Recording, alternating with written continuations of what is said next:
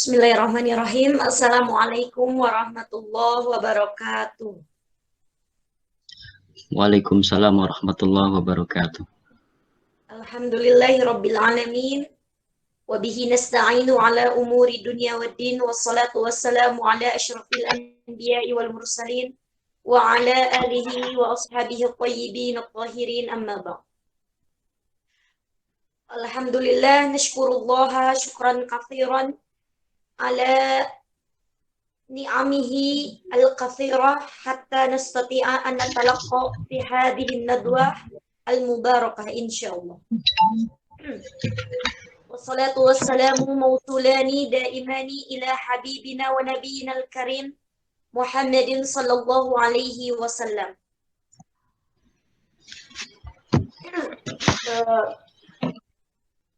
Hadratus Sayyidah was-Sadah, في هذه الندوة نقوم بالبحث في نفس العنوان تعليم اللغات الجانب السيكولوجي إن شاء الله الذي سيلقيه الأستاذ دكتور أسيف مولانا الماجستير. وبداية حيا نفتتح هذه الندوة بقراءة البسملة. Bismillahirrahmanirrahim. ثم قراءة الفاتحة جماعة. أعوذ بالله من الشيطان. أعوذ بالله من الشيطان الرجيم. بسم الله. الحمد لله رب العالمين. الحمد لله رب العالمين الرحمن الرحيم. إياك نعبد وإياك نستعين اهدنا الصراط المستقيم صراط الذين أنعمت عليهم غير المغضوب عليهم رب اغفر لنا. طيب، قبل أن نخطو إلى البحث سأقرأ لكم عن السيرة الذاتية للباحث. الاسم الكامل الدكتور أسيف مولانا الماجستير، وولد في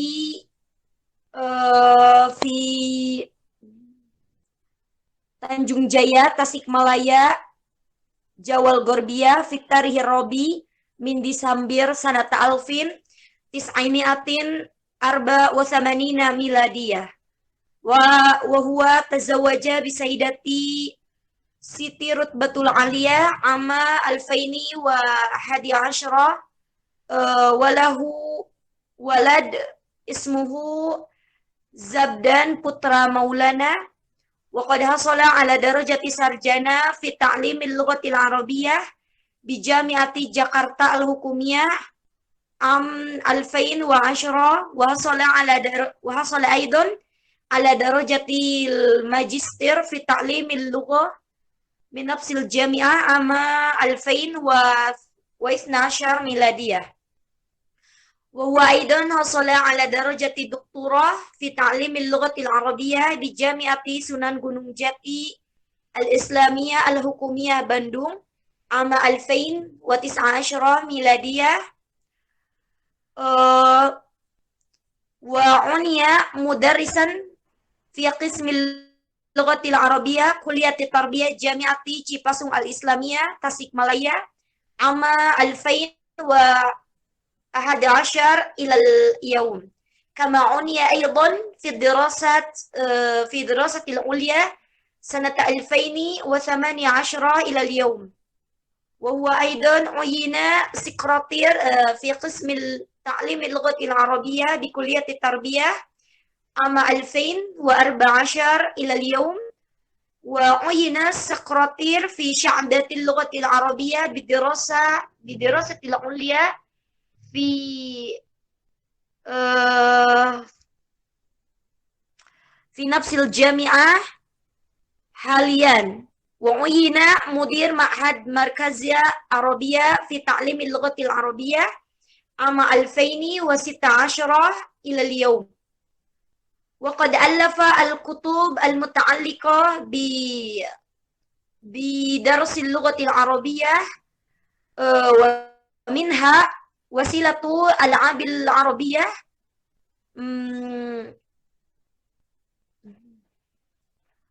وتقويم الكلمات العربية.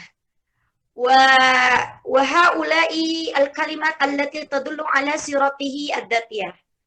ومباشرة أفضل إلى الباحث الأستاذ أستاذنا الفاضل الدكتور أسيف مولانا الماجستير فليتفضل مشكورا.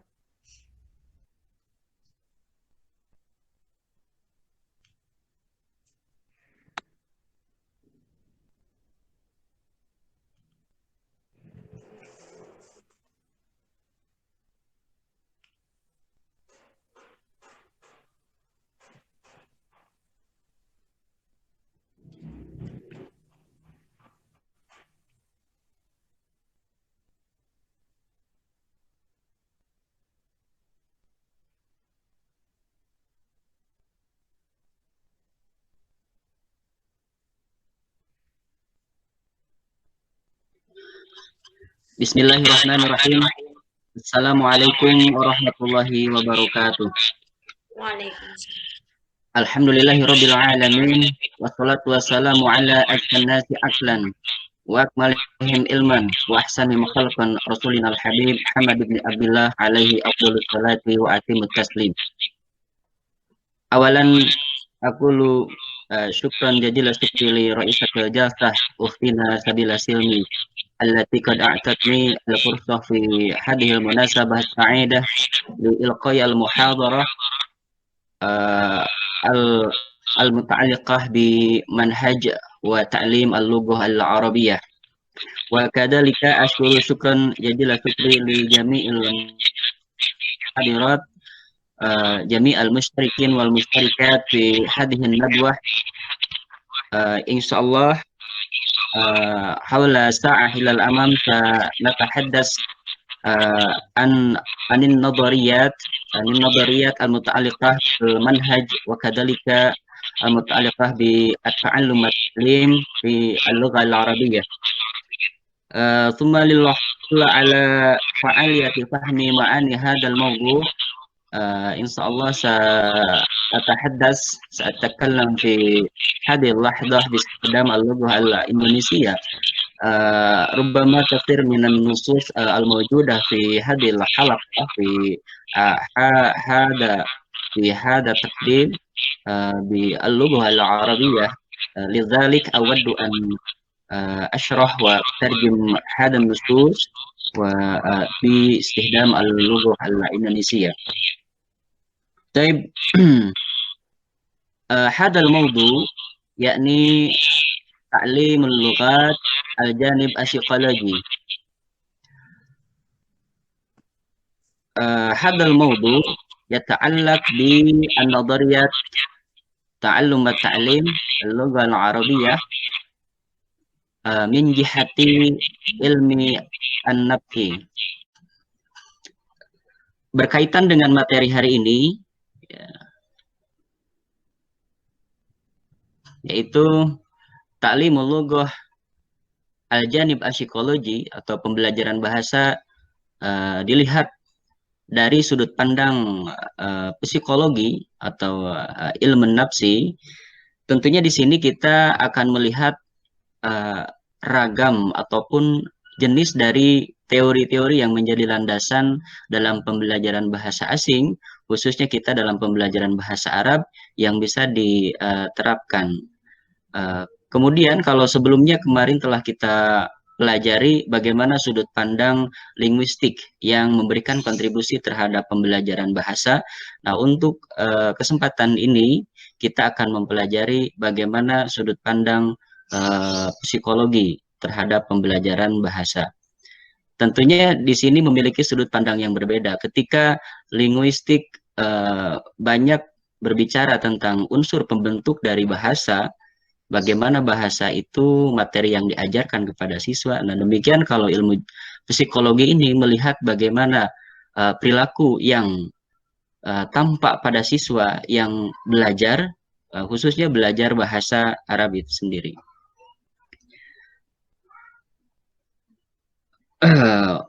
Jadi paling tidak dalam kajian kita hari ini kita akan mempelajari ragam teori yang ada atau terdapat dalam aliran psikologi. Kemudian selanjutnya teori-teori tersebut dapat kita pilih dapat kita tentukan teori mana yang relevan untuk kita terapkan dalam mengajarkan bahasa atau siswa belajar bahasa, kemudian capaian kompetensi yang diharapkan dari kurikulum tersebut dapat tercapai dengan optimal. Tentunya itu yang kita maksud dengan menghadirkannya teori-teori psikologi ini. Karena dalam kenyataannya perilaku belajar itu pasti akan muncul, pasti akan lahir dan akan tampak dalam pandangan kita sebagai pengajar, yang hal ini tentunya perlu disesuaikan dengan teori tertentu sehingga teori tersebut dapat membantu proses pembelajaran yang diharapkan baik oleh kurikulum ataupun kita sebagai pengajar. Dan untuk tema-tema, subtema yang akan kita pelajari dari tema besar ini, antara lain adalah proses pembelajaran bahasa Arab di dalam kelas atau indoor yang hari ini kita banyak temukan. Mungkin kita sering menemukan atau juga kita paling tidak mengalami dari proses pembelajaran bahasa Arab di dalam kelas ini. Kemudian selanjutnya kita akan memahami konsep dari ilmu nafsi itu sendiri atau psikologi. Karena sebelum kita masuk kepada pembicaraan ataupun pembahasan tentang ragam dari landasan teori yang ada dalam psikologi ini, tentunya kita harus mengetahui terlebih dahulu secara sederhana ataupun secara singkat apa yang dimaksud dengan psikologi itu sendiri. Dan kemudian selanjutnya kita nanti akan membahas tentang ataupun akan mempelajari beberapa kosakata mufrodat terkait dengan pembahasan dari buku yang kita kaji sekarang, yang tentunya ketika memahami kosakata ini, karena dalam pertemuan ini tidak akan semuanya dibacakan teksnya, sekalipun akan disajikan, tapi paling tidak nanti bisa membantu untuk memahami pemahaman teks secara keseluruhan ketika Bapak Ibu peserta kajian melakukan review ulang terhadap teksnya dengan pemahaman kosakata ini. Dan kemudian selanjutnya akan kita bahas, akan kita sampaikan poin-poin penting yang terdapat dalam topik ini yang diambil dari kitab Ta'limul Lughat Al-Lughat Al-Ajnabiyah Ta'limuha wa Ta'allumuha di Dr. Naib Harma wa Ali Hajjaj. Dan kemudian selanjutnya nanti akan dibuatkan peta konsep dari teori psikologi yang akan kita pelajari sebagai ikhtisar, dan tentunya ini menjadi kesimpulan yang diharapkan nanti dapat menjadi input positif ketika Bapak Ibu semuanya akan menerapkan teori-teori ini dalam pembelajaran bahasa Arab yang senyatanya. Baik, masuk kepada kajian yang pertama, topik subtema yang pertama. Di sini saya akan menampilkan dua pola pembelajaran yang tadi saya sampaikan bahwa model pembelajaran ini paling tidak pernah kita alami. Dari dua model pembelajaran ini, harapannya nanti setelah kita mengkaji secara mendalam teori-teori landasan psikologi beserta pemikiran-pemikirannya, diharapkan bahwa kedua model ini dapat kita tentukan, dapat kita buatkan kesimpulan landasan psikologi apa, landasan teori psikologi apa yang relevan untuk kedua model pembelajaran ini. Silahkan Bapak Ibu semuanya untuk menyaksikan terlebih dahulu, mungkin tidak akan sampai selesai videonya, paling tidak ini untuk review terhadap pengalaman pembelajaran yang pernah kita alami dengan guru kita atau juga pernah kita alami ketika kita mengajar pada siswa.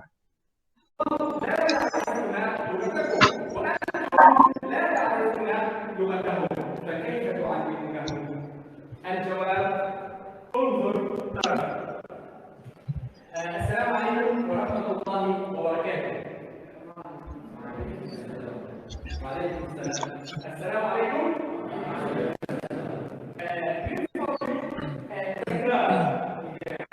Assalamualaikum. Marhaban. Ahlan wa sahlan.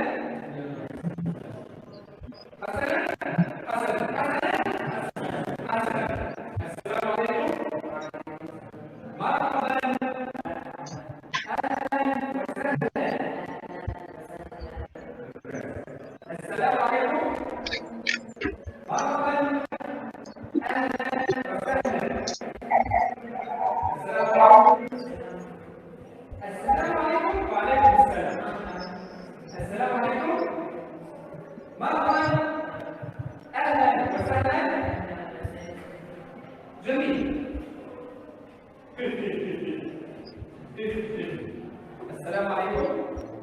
Assalamualaikum.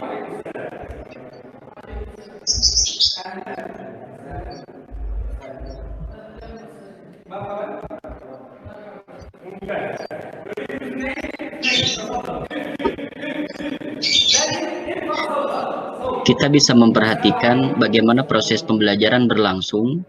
Dalam hal ini dilihat dari sudut pandang perilaku yang dilakukan oleh siswa, di mana siswa dapat kita lihat banyak kegiatan yang dia lakukan.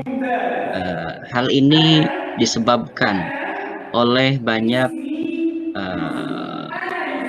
aktivitas ataupun stimulus yang diberikan, yang dilakukan oleh pengajarnya, sehingga dia dapat melakukan aktivitas berbahasa. Oke. Kita melihat bagaimana berulang kali pengajar dalam aktivitas pembelajaran ini melakukan aktivitas ataupun dia berbicara, dia bertindak, dan kemudian meminta para siswa untuk melakukan seperti apa yang dia lakukan, melakukan berbicara seperti apa yang dia sampaikan, dan bertindak seperti apa yang dicontohkan. Oke, mungkin ini yang bisa kita saksikan, tidak sampai selesai, tapi paling tidak harapannya Bapak Ibu semuanya, para peserta kajian, dapat melihat bagaimana proses pembelajaran bahasa Arab yang kita saksikan dari proses pembelajaran ini. Jadi sekali lagi dilihat dari perilaku yang tampak pada siswa, dan kita melihat bagaimana perilaku tersebut lahir sebagai respon terhadap stimulus yang hampir keseluruhan dapat kita lihat tampak ataupun keluar dari gurunya, dari pengajarnya. Nah, ini yang dapat kita saksikan. Nah, terkait dengan proses ini nanti dapat kita simpulkan, dapat kita ambil ikhtisar apa landasan psikologi yang menjadi teori apa yang menjadi landasan, teori psikologi apa yang menjadi landasan dari terlaksananya proses pembelajaran. Baik. Selanjutnya, untuk model pembelajaran kedua akan saya sajikan kembali.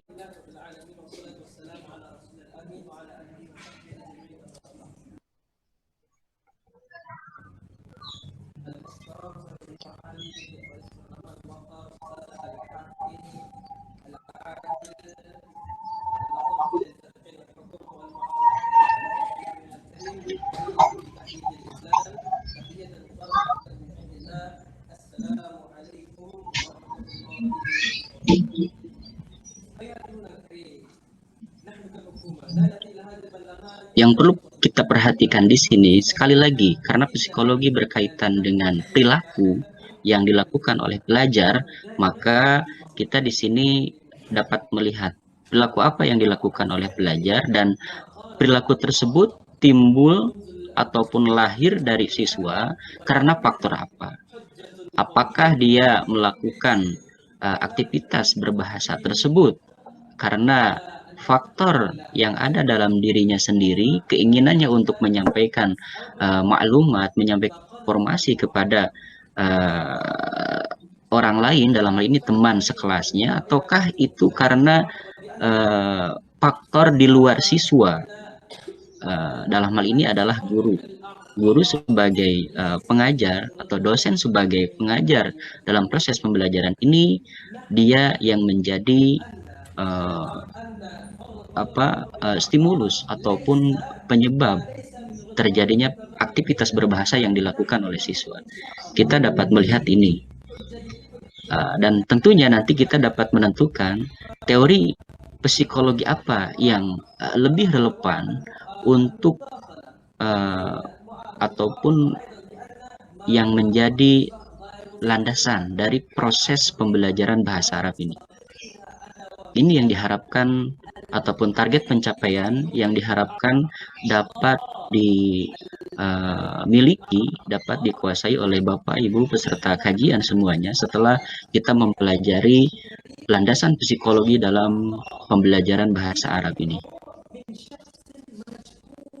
Kita bisa melihat siapa yang menjadi aktor dari pembelajaran ini dari awal hingga sekarang dan mungkin nanti sampai selesai, dan kita dapat melihat bagaimana aktivitas yang dilakukan oleh pengajar di kelas ketika proses pembelajaran ini berlangsung. Saya skip. Nah, di sini ada proses tanya jawab. Ini adalah kegiatan munadharah. Ini adalah kegiatan debat yang biasa terlaksana dalam proses pembelajaran bahasa Arab. Ta'lim maharatil kalam. Bagaimana kita melihat terjadi komunikasi, interaksi antar siswa untuk tabadul ma'lumat, untuk saling bertukar informasi, bertukar gagasan terkait dengan sebuah permasalahan. Di sini tentunya terjadi proses halul mushkilat. Ya, terjadi proses amaliyatu halul mushkilat, proses pemberian solusi.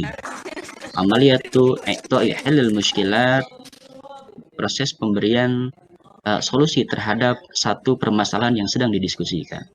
Oke, saya skip sampai akhir. Kita lihat.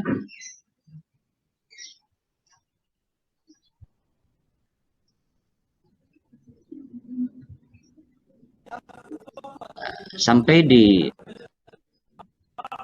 5 menit berikutnya masih kita lihat yang menjadi aktor dari pembelajaran ini adalah siswa. Siswa yang senantiasa melakukan aktivitas berbahasa, menyampaikan gagasan, bertindak, dan sebagainya. Di sini bukan berarti pengajar tidak memiliki kegiatan, tapi dalam kegiatan ini bagaimana kemudian pengajar memberikan kesempatan yang seluas-luasnya kepada siswa, kepada mahasiswa untuk melakukan aktivitas berbahasa. Dan ini merupakan bagian dari kajian psikologi dalam pembelajaran bahasa. Oke. Bapak Ibu peserta kajian, saya pikir cukup untuk menampilkan kegiatan ataupun model pembelajaran yang dimaksud dalam kajian ini, yang tadi ingin saya putarkan, yang ingin saya saksikan kepada Bapak Ibu semuanya. Mudah-mudahan sekali lagi menjadi input, menjadi masukan sebagai permasalahan yang perlu kita atasi dengan memberikan kesimpulan di akhir setelah kajian ini. Sekali lagi, teori psikologi apa yang relevan, yang lebih cocok untuk digunakan dalam kedua model pembelajaran yang telah ditampilkan ini.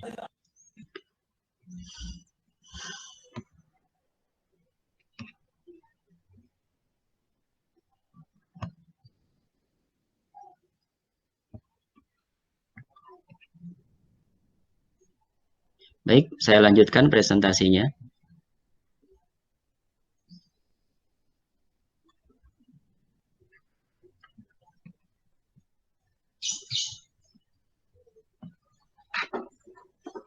Ya. Setelah kita memperhatikan dengan seksama kegiatan pembelajaran bahasa Arab dari dua model pembelajaran yang tampak dalam slide PowerPoint ini, kemudian selanjutnya yang perlu kita pahami untuk mengetahui lebih dalam terkait dengan substansi teori psikologi yang terdapat dalam pembelajaran bahasa, khususnya yang dapat kita petik dari kitab yang sedang kita kaji ini terkait dengan mafhum psikologi ataupun konsep dari psikologi itu sendiri. Di sini saya akan sampaikan beberapa konsep. Yang pertama, definisi yang disampaikan oleh Chaplin in 1972, ya. Beliau menyampaikan bahwa psychology is the science of human and animal behavior, the study of the organism in all its variety and complexity as it responds to the life of the physical and social events which make up the environment. Oke. Di sini dapat kita ketahui bahwa psikologi itu merupakan ilmu yang mempelajari tentang manusia dan hewan. Dalam hal ini adalah perilakunya. Jadi objek dari kajian ilmu psikologi itu adalah perilaku yang timbul, yang lahir dari manusia, demikian juga hewan. Kemudian selanjutnya kegiatan yang dilakukan tentunya di sini adalah kajian, ya, ataupun studi terhadap ragam juga kompleksitas yang dilakukan oleh makhluk hidup itu sendiri, dalam manusia dan hewan itu, untuk mereaksi berbagai macam perubahan, ya, berbagai macam kejadian yang terjadi di luar dirinya yang disebabkan oleh lingkungan itu sendiri yang mengubahnya. Jadi kajian yang dilakukan oleh psikologi di sini adalah melihat bagaimana perilaku yang timbul, yang lahir pada individu tersebut, dan faktor apa yang menyebabkan kegiatan tersebut, perilaku tersebut, tindakan tersebut terjadi. Apakah perilaku tersebut disebabkan oleh faktor dari luar dirinya, ataukah perilaku tersebut terjadi karena stimulus ataupun faktor yang ada dalam dirinya, dalam diri siswa itu sendiri. Oke, selanjutnya di sini ada pernyataan as-suluk al-insani huwa dzalikan nasyat alladhi yasdur anil insan min qaulin aw fi'lin aw amalin sawa'un kana iradiyan am ghairu iradiyin dhahiran am batinan. Karena psikologi itu satu di antara objek kajiannya adalah perilaku, maka perlu kita ketahui apa perilaku itu sendiri, khususnya kaitan dengan perilaku manusia. Nah, perilaku manusia itu adalah aktivitas, ya, yang muncul dari seseorang, baik itu dalam bentuk perkataan ataupun tindakan. Baik perkataan atau tindakan itu yang disadari ataupun tidak disadari, baik yang nampak ataupun tidak, itulah perilaku. Ya. Kemudian selanjutnya, karena psikologi yang kita maksud di sini adalah psikologi yang berkaitan dengan pendidikan, karena psikologi yang akan kita bahas di sini bagaimana kontribusinya terhadap dunia pendidikan. Tentunya kita harus mengetahui mahwa ilmu nafsi at-tarbawi, atau apa hakikat dari psikologi pendidikan itu sendiri. Di sini bisa disampaikan bahwa ilmu nafsi at-tarbawi wa farmu ilmin nafsi yatanawal amaliyat at-tarbawiyah wa ta'allum min nahiyatin nafsiyah. Jadi psikologi pendidikan itu merupakan cabang dari psikologi yang di dalamnya meliputi kajian tentang proses pendidikan dan pembelajaran dilihat dari perspektif psikologi itu sendiri. Sehingga tentunya di sini akan sangat berkaitan dengan teori-teori yang terdapat dalam psikologi, kemudian teori tersebut dapat memotret bagaimana proses pembelajaran, bagaimana proses pendidikan berlangsung berdasarkan teori psikologi tadi. Kemudian selanjutnya ilmu nafsi at-tarbawi yahtamu bitanawuli amaliyati ta'allum min juwaiha muta'addidah wallati tahtamu bidawriha bima yadrusuhu at-tilmid atau at-talib bil madrasah wal muassasah at-ta'limiyah mahma kana mustawaha al-ilmi.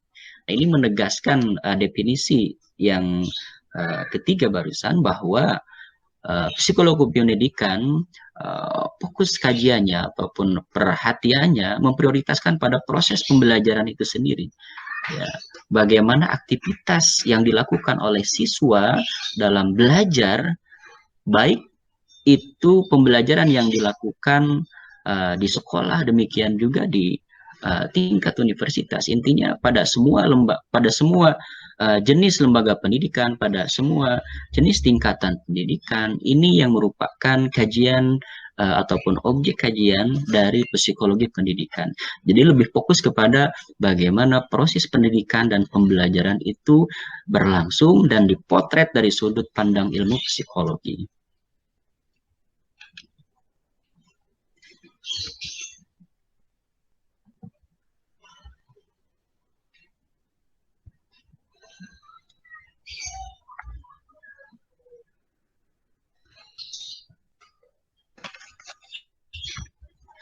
Oke. Baik, selanjutnya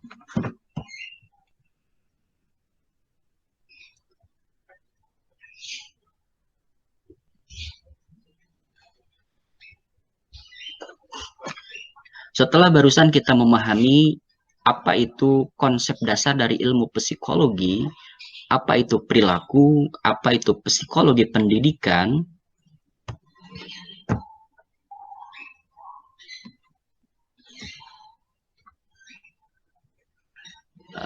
sekarang kita akan masuk kepada subtema yang kedua dari kajian ini, yaitu memahami makna-makna ataupun kosakata yang berkaitan dengan kajian kita hari ini, yaitu ta'limul lughat al-ajnabiyyah min jihati ilmin nafsi. Di sini ada beberapa kata yang saya tuliskan dan mudah-mudahan mewakili semua kosakata yang terdapat di dalam kitab yang sedang kita pelajari ini. Baik, yang pertama, ini ada nadhariyatut ta'allum, artinya teori belajar.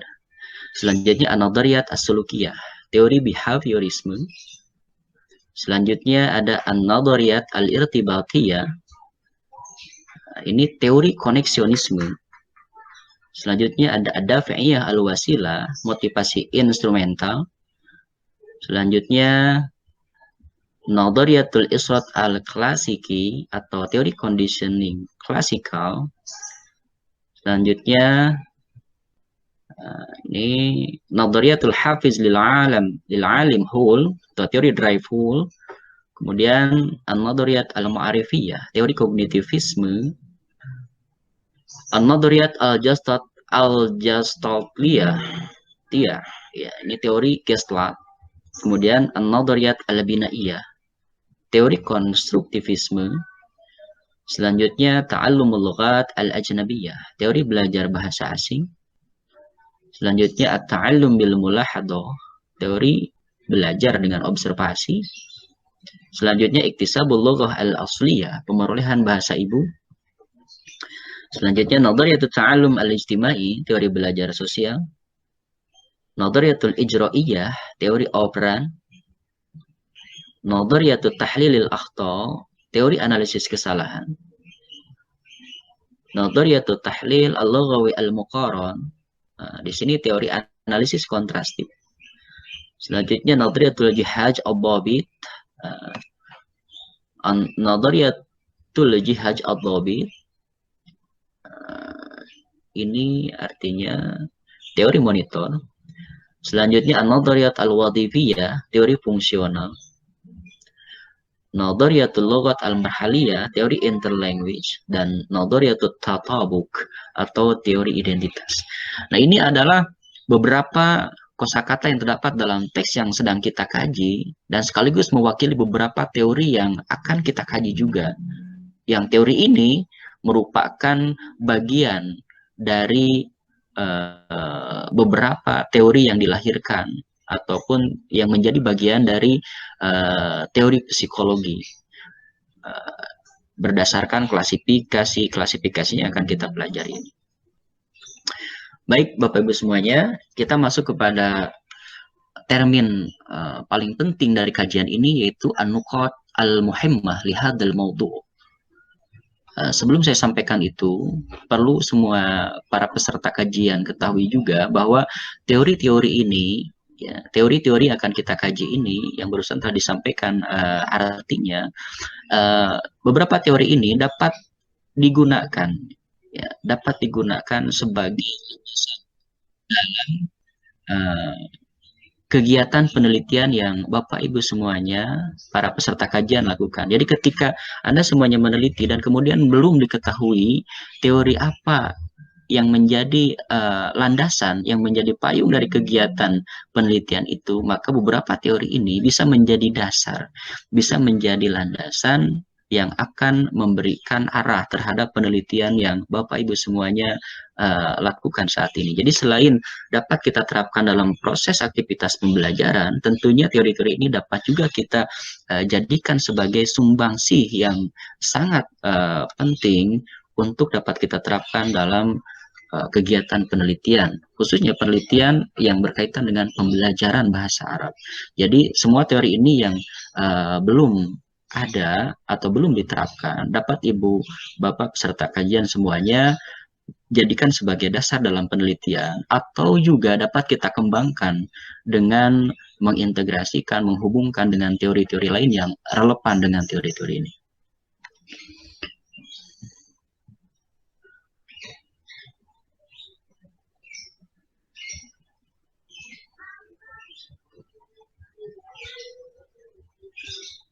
Oke. Baik, selanjutnya.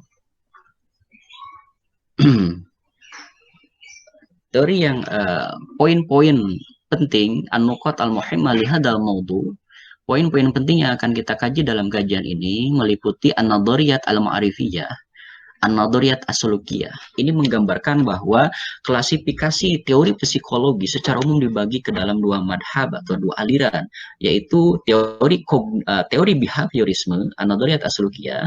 Demikian juga di sisi lain ada an-nadhariyat al-ma'rifiyah atau teori kognitivisme. Kemudian akan kita kaji an-nadhariyat as-sulukiyah wal ma'rifiyah fi ta'allumil lughat, teori behaviorisme dan kognitivisme dalam pembelajaran bahasa. Jadi bagaimana implementasi nyata kontribusi dari teori behaviorisme demikian juga kognitivisme dalam proses pembelajaran bahasa. Selanjutnya akan kita kaji muqaranatu ta'allumil lughat al-ajnabiyah bi iktisabil lughah al-asliyah.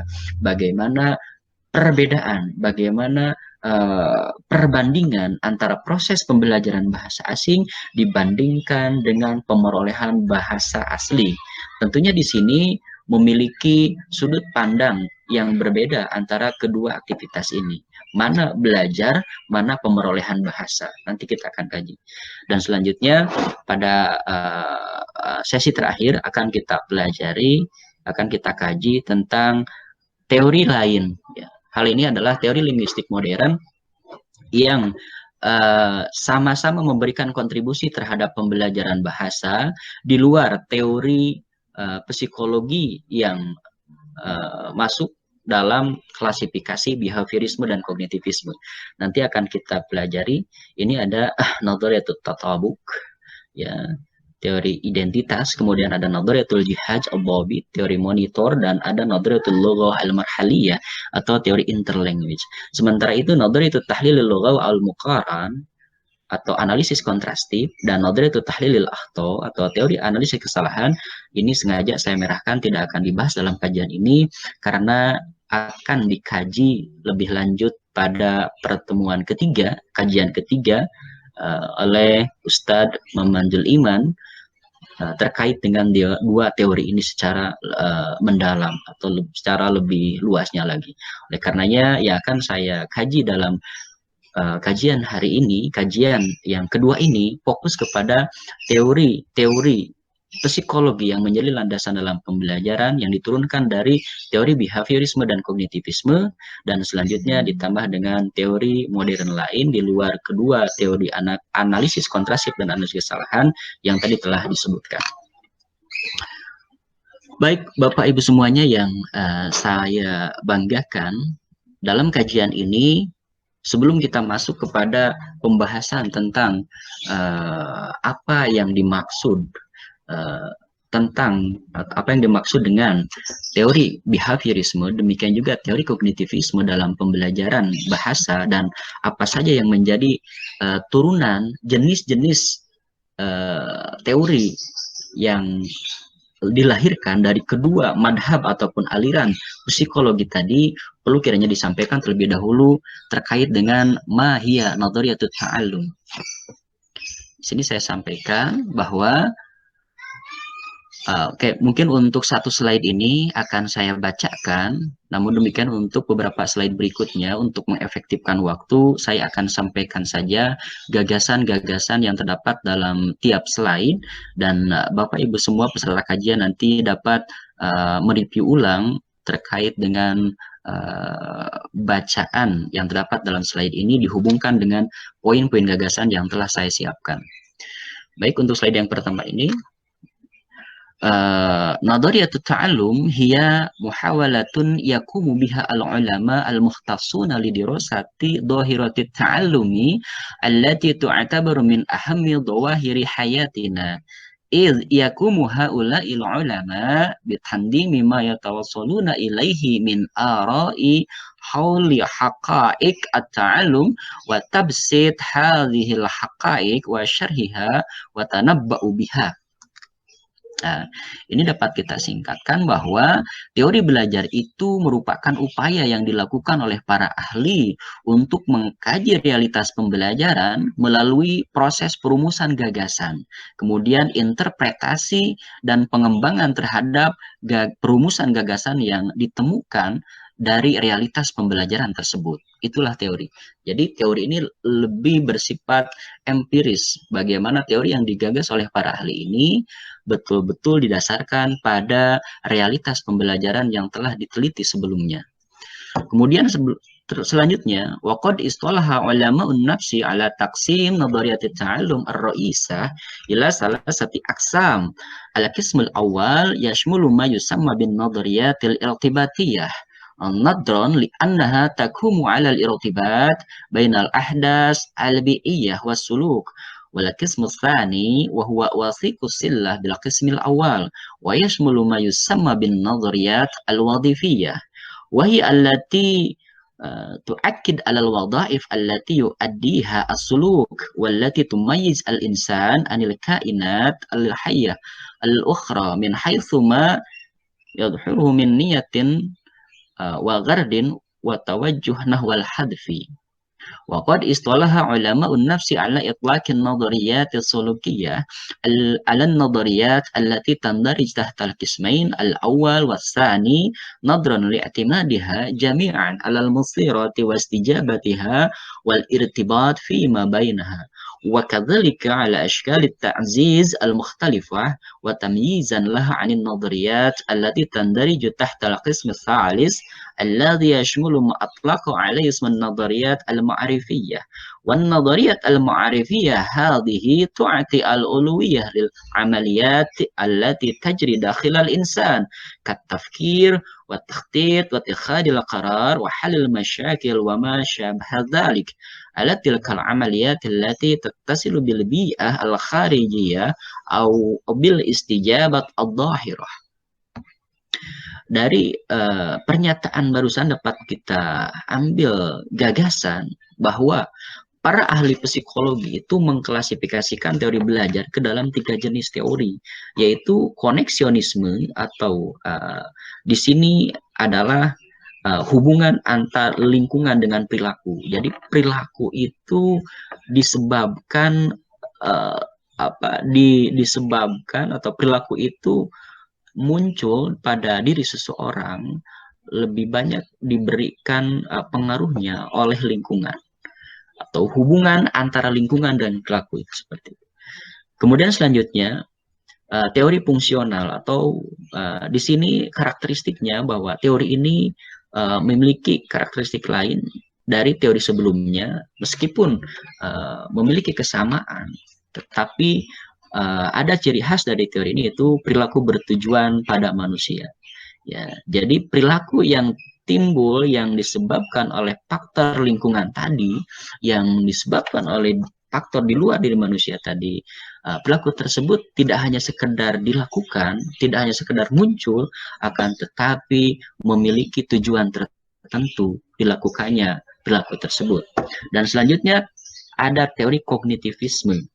Teori kognitivisme ini karakteristiknya memprioritaskan terhadap faktor atau proses internal manusia. Jadi tidak dipengaruhi, tidak disebabkan oleh faktor eksternal manusia, tetapi lebih disebabkan oleh faktor internal manusia.